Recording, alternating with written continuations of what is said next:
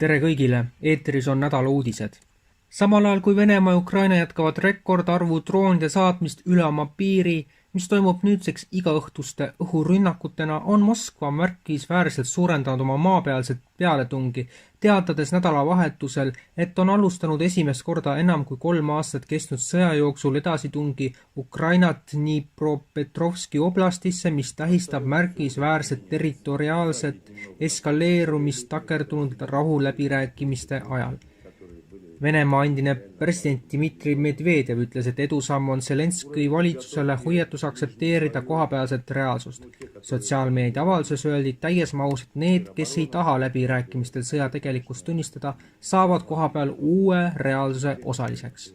Samal ajal avaldas Venemaa armee fotod, mis näitavad vägesid heiskamas Venemaa lipu Zorja küla kohalt Donetski oblastis Dnipropetrovski oblasti sisepiiri lähedal, keset läände suunatud pealetungi.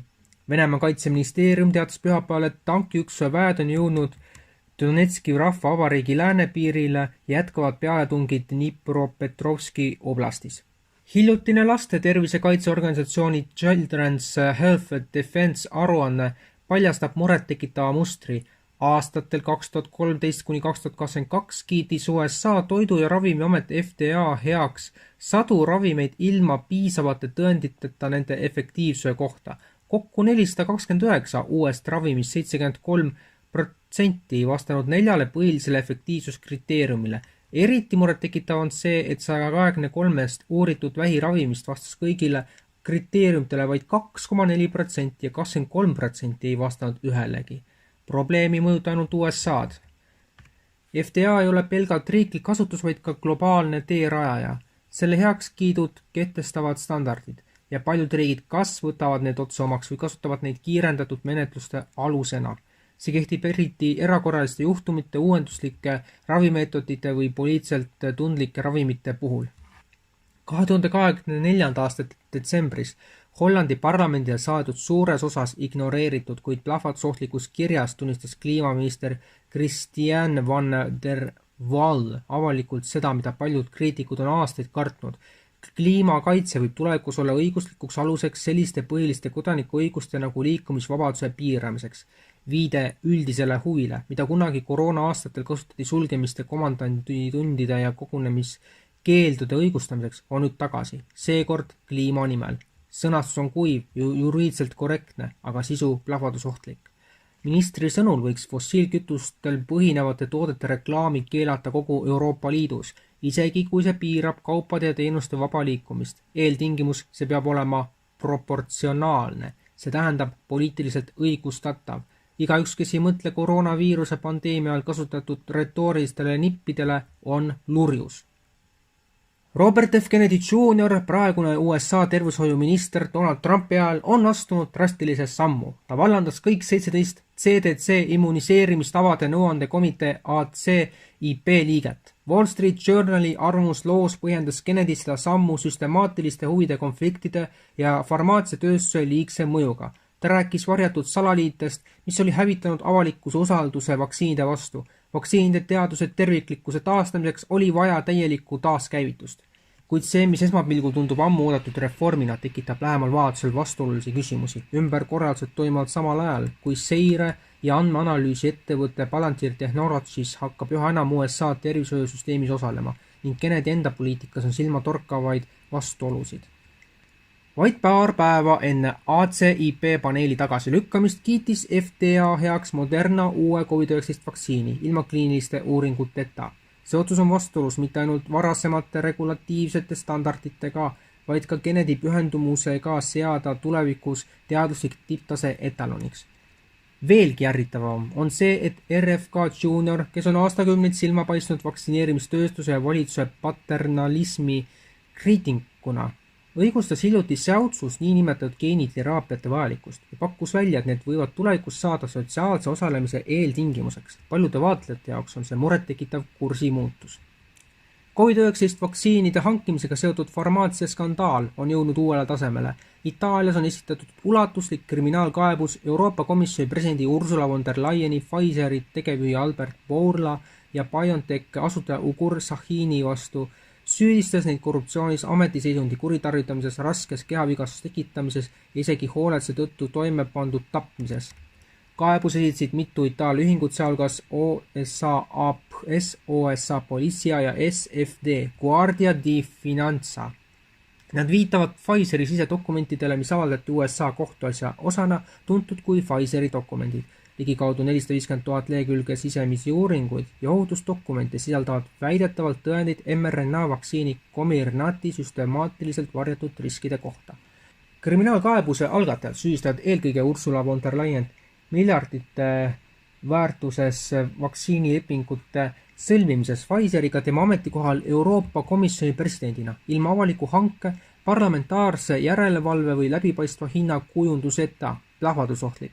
Väidetavalt pidas von der Leyen Paulaga isiklikult läbirääkimisi teksti sõnumite teel, mille sisu Euroopa Komisjon hiljem ei suutnud leida. Boeingi aktsiad langesid New Yorki börsieelsel kauplemisel 7,5% pärast seda, kui Ahmedabadist London Gatwicki teel olnud Air India Boeing 787 /8 Dreamliner kukkus vahetult pärast õhku tõusmist alla. See näib olevat esimene surmaga lõppenud õnnetus ja kerekahjustus, mis on seotud Boeing 787 variantiga pärast lennuki debüüti 2009. aastal.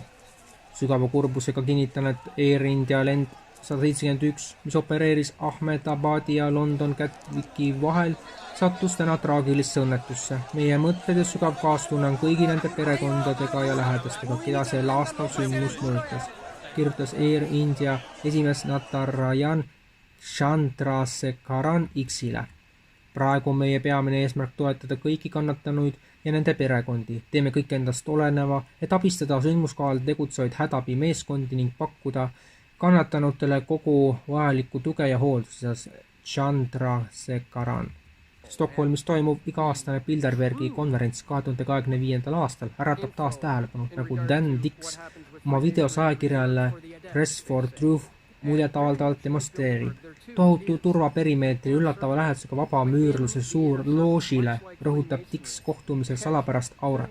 Tema reportaaž, mis toob esile ka hotelli keskset asukohta Stockholmi võimukeskuses ja selle paralleele vaba müürlusega, pakub põneva ülevaate sündmusest, mida endiselt varjab saladuse loor ja spekulatsioonid. Eriti põnev avastus, mida Dix oma videos esile tõstab, on konverentsi hotelli lähedus Rootsi vaba müürluse suur loožile. Otse hotelli vastas, mille omanik on miljardär pankur Jakob Wallenberg, kes selle aasta kohtumist võõrustab, asub vaba müürluse pealoož, teatab ta. Looži akendel on näha selliseid sümboli nagu ruuduline põrand, punane rist ja silma meenutav kolmnurkne muster. Dix tõmbab paralleele Bilderbergi grupi ja vaba müürluse vahel. Vabamüürluses ei ole madalamatel astmetel ligipääs kõigile saladustele, sarnaselt Bilderbergiga, kus sisemise ringi sees on sisemine ring. See ruumiline sümboolne seos tekitab temas küsimusi ja tugevdab konverentsi salapärast olemust. Hotelli asukoht Stockholmi südames rõhutab kohtumise olulisust. Parlament, kuningaloss ja peaministri kantselei asuvad lähedal. Me asume siin praegusel hetkel maailma suurima võimu kontsentratsiooni keskel, tsiteeris Dix ühte intervjueeritavalt. Nii keskse asukoha valik on ebatavaline, kuna Bilderbergi kohtumised toimuvad katkematute arutelude tagamiseks sageli eraldatud kohtades. Saate lõppu veel mõned sõnumid Iraani-Iisraeli sõjalisest olukorrast 13. juuni 2025. Keset tööd sooritas Iisrael täppis õhurünnakuid Iraani pealinnas Teheranis asuvate sihtmärkide pihta. Sõjaline eskaleerumine põhjustas tõsiseid häireid maailma turgudel ja võib olla alles palju suurema konflikti algus. Iisrael kuulutas rünnakud enesekaitseks. Väidetavalt tabati tuumarajatisi, raketiplatvorme ja juhtimiskeskusi Teherani suurlinna piirkonnas, kuid ettekujutus, et Iisrael tegutses täiesti iseseisvalt, on illusioon. Ilma Ameerika Ühendriikide logistilise, luure ja poliitilise toetuseta oleks selline rünnak vaevalt mõeldav. Iraani ümbritsev piirkond on täis USA sõjaväebaase Kataris, Bahreinis, Kuveidis, Saudi Araabias, Araabia Ühendemiraatides, Iraagis, Jordaanias, Omaanis ja Türgis. Igaüks, kes ründab sellist riiki nagu Iraan, teeb seda selle infrastruktuuri varjus või isegi selle kaudu. Turureaktsioon oli äge ja ühemõtteline. Hirm piirkondliku sõja ees vallandas põgenemise turvalistesse varjupaikadesse. Näiteks USA aktsiafutuuride hinnad langesid koguni 1,7%, kulla hind tõusis üle $3400 untsi kohta, nafta hind tõusis lausa 8%, valitsuse võlakirjad ja klassikalised kriisivaluutad, näiteks jeen, tõusid märkimisväärselt. Ning kartes tagasilööke kättemaksu ning olles Gaza sõja tõttu juba niigi maailmas väga ebapopulaarne, teatas Iisrael reedel, et sulgeb oma saatkonnad üle maailma, käskides välisriikide kodanikel olla valvsad ja mitte näidata avalikes kohtades juudi või Iisraeli sümboleid. Avaldused avaldas välisministeerium ja neid haaras enda kätte Reuters, kes kirjeldas üksikasju väidete kohta, et Iisrael ei osuta konsulaarteenuseid ja kutsus kodanikke üles tegema koostööd kohalike julgeolekuteenistustega, kui nad seisavad silmitsi vaenuliku tegevusega. Iisraeli esindused üle maailma suletakse ja konsulaarteenuseid ei osutata, kinnitas Iisraeli välisministeerium. Iisraeli saatkonnad ja konsulaadid üle maailma võtsid sarnaseid meetmeid pärast 7. oktoobri 2023 aasta Hamasi terrorirünnakuid, hõlbustasid reservväelaste tagasipöördumist ja valmistasid ette päästelende. Head vaatajad, seoses Iisraeli-Iraani sõjalise olukorraga tuleb täna hilisõhtul ka erisaade, kus me võtame peamised sündmused 3 viimase päeva jooksul kokku, mis kell see täpselt juhtub, seda me praegu veel ei hakka spekuleerima, aga oletatavalt 19. õhtul. Me anname sellest umbes tunni jagu ette Eesti S-portaalis ka teada. Eesti S-portaali saab toetada endiselt sõltumatuse tugevdamiseks.